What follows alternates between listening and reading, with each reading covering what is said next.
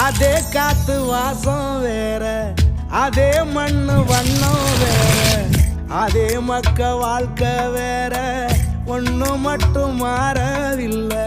மத்த நாட்டு சுவையெல்லாமே ஒத்த வேலை உடைய போல, சுத்தமான நம்மூர் சுவையோ ஆத்தா தந்த உசுர போல.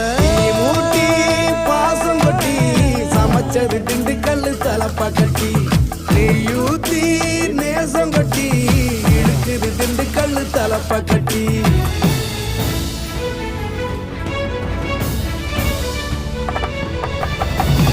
ஊட்டி பாசம் கொட்டி சமைச்சது திண்டுக்கல் தலப்பா கட்டி, நெய்யூத்தி நேசம் கொட்டி படைச்சது திண்டுக்கல் தலப்பா கட்டி,